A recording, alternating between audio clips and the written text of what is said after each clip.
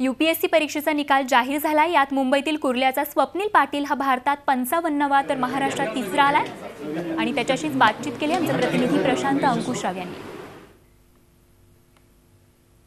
UPSC परीक्षेमध्ये भारतामध्ये 55व्या क्रमांकावर असलेला आणि महाराष्ट्रातून तिसऱ्या क्रमांकावर ज्यांनी उत्तीर्ण झालेला आहे असा स्वप्नील पाटील आपल्यासोबत आहे। स्वप्नील, मला सांग की तू ही परीक्षा पास केली आहेस, काय तुझी पहिली प्रतिक्रिया आहे? परीक्षा पास केल्यामुळे मी खूपच खुश आहे, आनंद झाला आहे आणि पहिली प्रतिक्रिया म्हणजे मला विश्वासच नाही बसत आहे की मी IAS झालो आहे। तर पण झालो आहे तर एकदम दिवाळीसारखं वातावरण आहे घरामध्ये। मला सांग की तू जो अभ्यास केलास तो कसा, किती तास केलास, काय म्हणशील की अभ्यासाबद्दल? अभ्यास मी जवळजवळ 12 तास करायचो, पण असं नाही की मी नेहमी अभ्यासच करायचो। मी खेळायलाही तेवढाच 1 तास मी खेळायचो रोज आणि त्याच्यामुळे विरंगुळा असा मी खूप केला आहे। अभ्यास नेहमी केला नाही, 12 तास करायचो।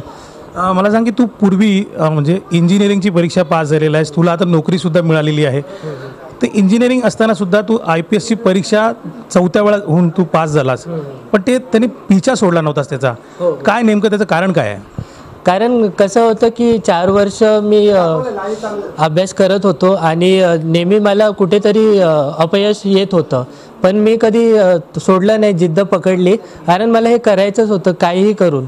त्याच्यामुळे काही जिद्द पकडली नाही, नैराश्य आलं नाही मला आणि मी करत बसलो आहे अभ्यास। मला सांग की तू यूट्यूबवर वगैरे किंवा सोशल साईट्सवर वगैरे तुझे काही व्हिडिओज वगैरे तू अपलोड केले होते, ते नेमकं कशासाठी केले होतेस की काय सांगशील? यूट्यूबवर मी लेक्चर बनवायचो UPSCच्या अभ्यासाशी निगडीत।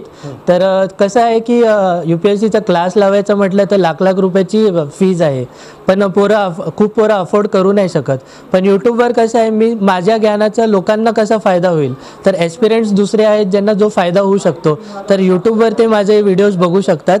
मी ब्लॉगिंगसुद्धा करतो, तर माझा ब्लॉगसुद्धा आहे IAS अवर ड्रीम म्हणून, आणि तिच्यावरही मी खूप लेख लिहिलेले आहेत जे अभ्यासासाठी कामं येऊ शकतात। मराठी मुलांना तू काय उपदेश करू शकतोस आणि त्याच्या यासाठी तुला 10वीमध्ये 90% किंवा त्याच्यापेक्षा जास्त किंवा 12वीमध्ये 90%पेक्षा जास्त मार्क असायलाच हवेत का, काय सांगशील?